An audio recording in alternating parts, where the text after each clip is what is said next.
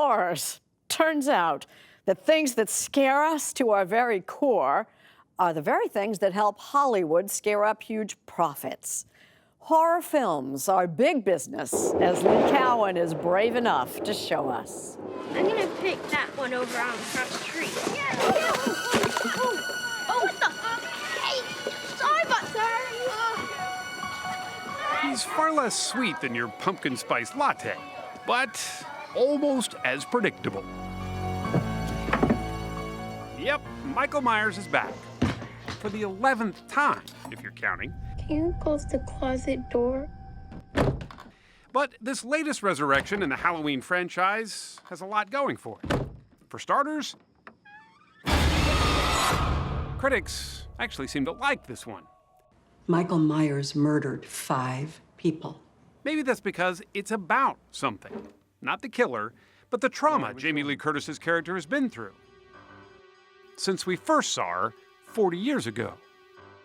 But here's the thing about Jamie Lee Curtis and her lifelong connection to death.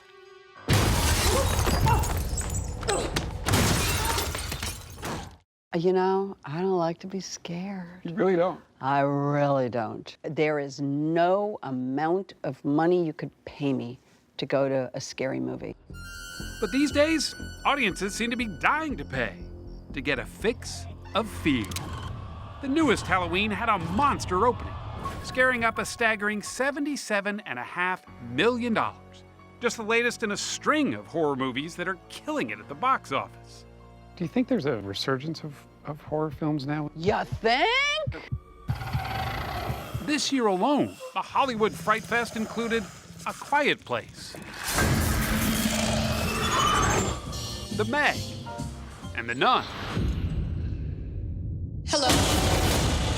And last year, Stephen King's It earned more than $700 million. Take it. Worldwide. That's almost superhero kind of money, says Vulture.com's film critic, Jordan Crucchiola. It was the most profitable year in the genre in at least a quarter of a century.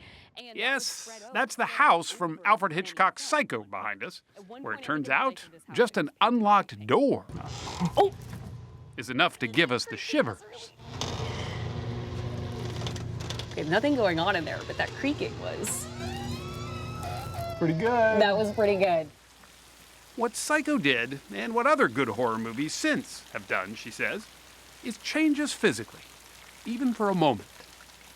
It is the only genre where when you watch it, you are actually transported into what the character is feeling on screen to a literal degree.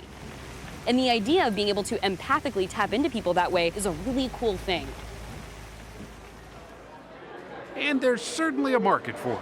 How you doing here? Horror fans have their own ghoulish conventions where they seek out macabre merchandise. Some of them dressed in some pretty ominous outfits.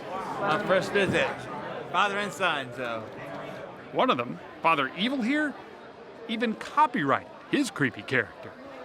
Now it's more popular than it ever was, even in the 50s when it's heyday. Now it's everywhere, and so am I. We've been employing people to help us be scared for centuries. Because we want it. We want to be scared. And we'd like to pay people to do it for us. Margee Kerr is a sociologist who studies what happens to our brains when things go bump in the night, whether it's in a dark movie theater or a haunted house. Turns out that spine-tingling feeling that we get is actually sort of a high. Our heart rate increases, we're breathing faster, we've got the adrenaline. We're not really thinking about our bills or the future or... You're just in that moment. You're in that moment. That sense of self-confidence, if you go into a horror movie and you make it all the way to the end. Yeah, we did find that people do feel like they learned about themselves and they challenged their fears. That is inherently rewarding. So fear can be a good thing. Fear can absolutely be a good thing. That said, there have been more bad horror movies than good ones, at least in the eyes of the Academy. Only a handful have ever been nominated for Best Picture. which is what made last year's Get Out such a standout. The racially charged thriller was not only nominated for Best Picture, but for 3 other Oscars as well, taking home Best Original Screenplay. Get out! Yo! Best of all, it was made for just $4.5 million, but earned well over $250 million. If there's too many white people, I get nervous. One of my favorite things about horror is that you can really tuck a social message into a horror movie. We don't do it to all our movies, but they're more fun when we do. Get Out was the product of Blumhouse Productions, headed by Jason Blum, also behind the current Halloween. He's pretty much Mr. Horror these days. So much so that as part of Universal Studios' Halloween Horror Nights attraction, there's a haunted maze dedicated just to his films. Notice the blood looks still wet, which is very hard to do. I feel clearly very, very at home here. These are really my people.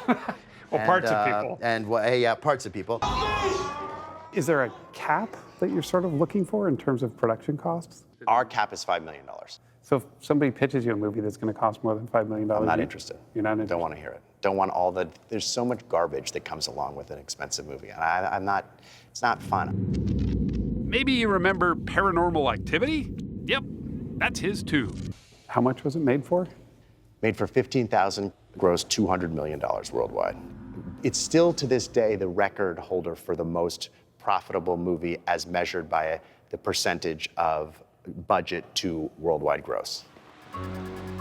The bad news for Jamie Lee Curtis is that horror movies are here to stay. The good news, though, is that despite her fear of fear, she says her storied place in the genre that makes her squirm has still been worth every single goosebump. I've jokingly said it, when I die, which is going to happen, because we all are going to die, it will say Halloween actress dies, period. That is my fame, it is my fortune, and it is my epitaph. It's a little heavy now. A little heavy. That just got a little sad.